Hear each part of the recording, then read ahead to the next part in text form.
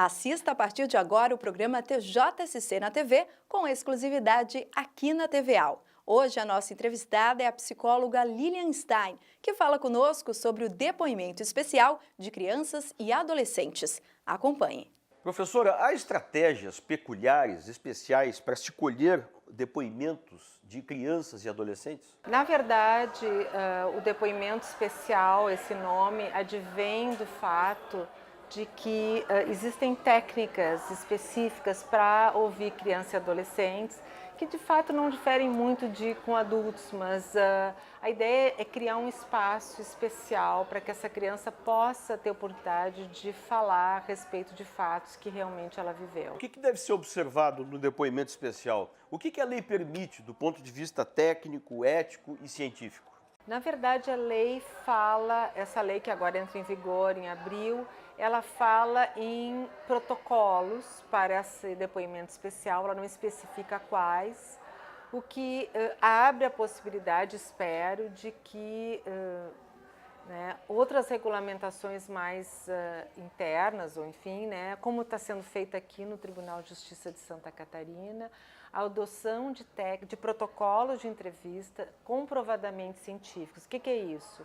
São técnicas de entrevista que já foram testadas por vários pesquisadores ao redor do mundo e comprovadamente que produzem uma oportunidade adequada ao nível de desenvolvimento da criança, às questões éticas que o senhor também mencionou e a dar realmente chance para que ela possa recuperar da sua memória as lembranças do que aconteceu de fato, por exemplo, na casa do pai aquele dia, sem trazer informações que não correspondam a essa situação, porque, por exemplo, se ela alega que foi tocada de uma determinada maneira, mas isso não aconteceu, muitas vezes essa é a única prova que eu tenho num caso de alegação de abuso sexual, e nós estamos falando de direitos dos envolvidos nessa questão e muitas vezes é uma prova contundente. E aquele que não usa a técnica acaba fazendo a diferença no colhimento desse depoimento especial? Eu entendo que sim. Eu vou usar um exemplo que talvez de uma área que as pessoas talvez compreendam melhor.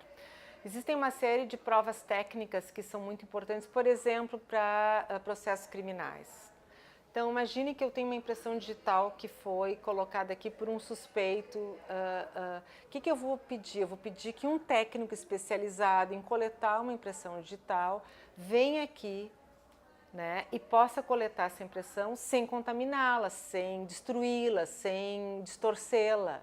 Da mesma maneira, essas técnicas de entrevista investigativa, como são denominadas, são técnicas científicas para ajudar que a pessoa, no caso aqui a criança, possa lembrar do que aconteceu, como se eu fosse ajudá-la a lembrar da impressão digital, na verdade, o registro de memória dela, sem que eu altere esse registro, sem que eu possa eventualmente distorcê-lo através da forma como eu estou perguntando.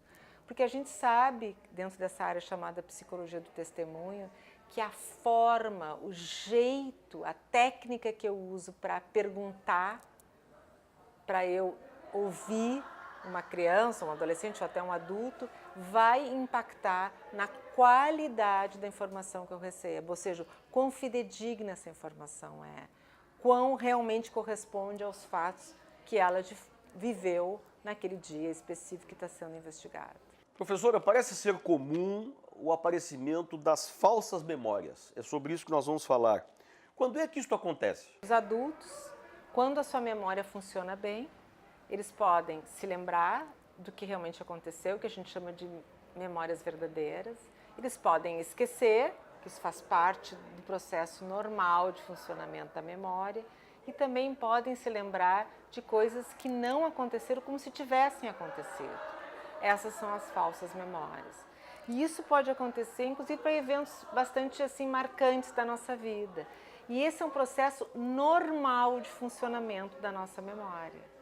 E as crianças muito pequenas, dependendo da situação, têm menos chances de produzir falsas memórias, principalmente essas que surgem sozinhas, espontaneamente, do que adultos, inclusive. Mas, por outro lado, as crianças são bastante suscetíveis a informações inadvertidamente falsas que são colocadas a ela, por exemplo, por um técnico muito bem intencionado, por uma mãe que quer saber o que aconteceu com a criança na escola, por exemplo, onde há uma alegação de abuso sexual nessa escolinha. Então, assim, a intenção de saber a verdade, o que aconteceu com a criança, pode levar ao que a gente chama de uma implantação, de uma sugestão de uma falsa informação, promovendo o aparecimento de falsas memórias, ou seja, a criança se lembrar de coisas como ter sido abusada na escola, como já temos vários casos, inclusive aqui no Brasil.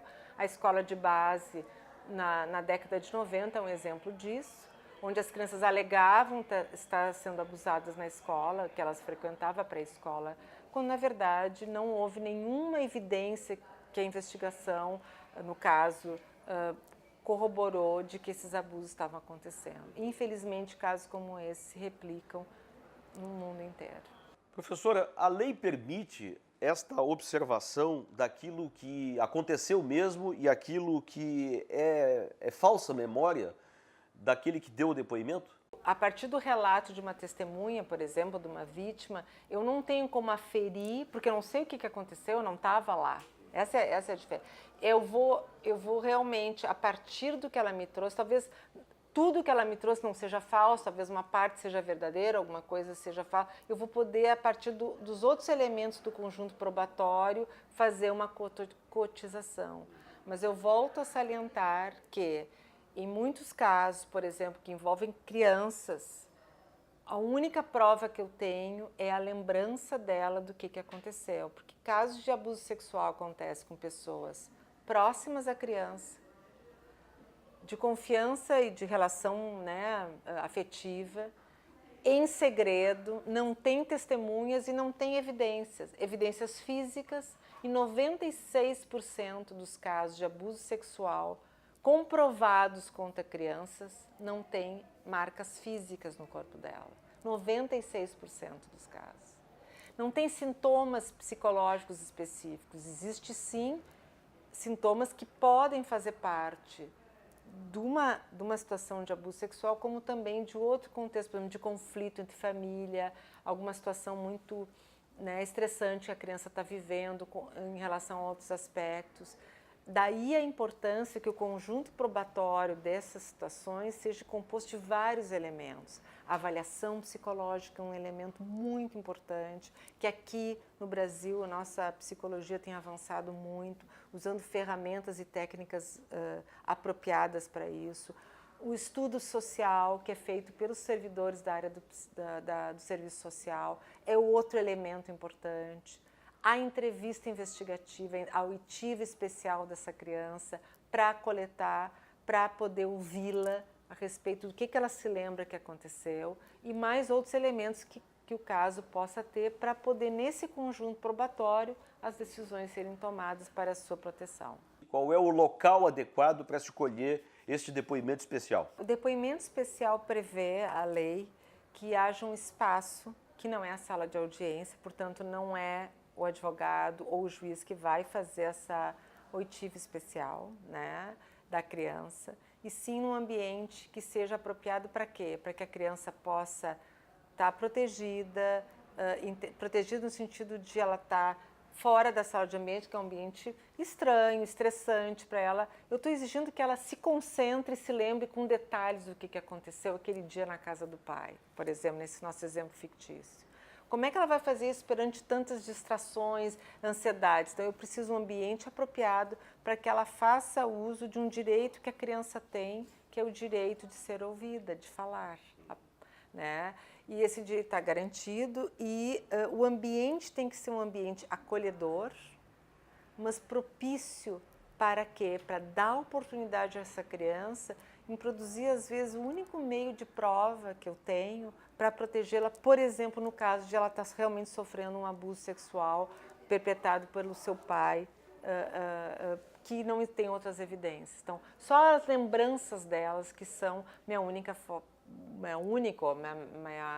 forma mais contundente de evidência. Então, é um ambiente livre de distrações, então, confortável, mais ou menos como essa sala.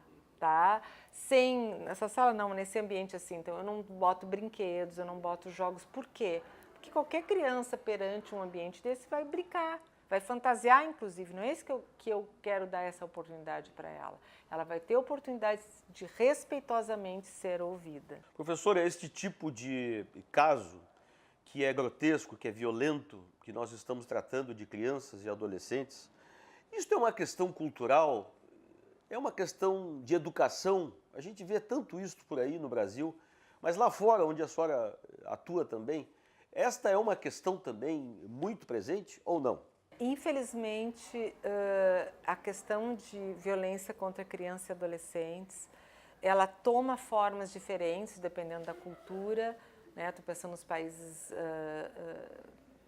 por exemplo, árabes e outros países assim, enfim, não só, né? Mas ela acontece nos países de primeiro mundo, como Noruega, Finlândia, esses países nórdicos, como acontece em qualquer outro país. Ela pode tomar uma tribo, ter características que isso não é considerado abuso sexual, mas isso são questões muito específicas.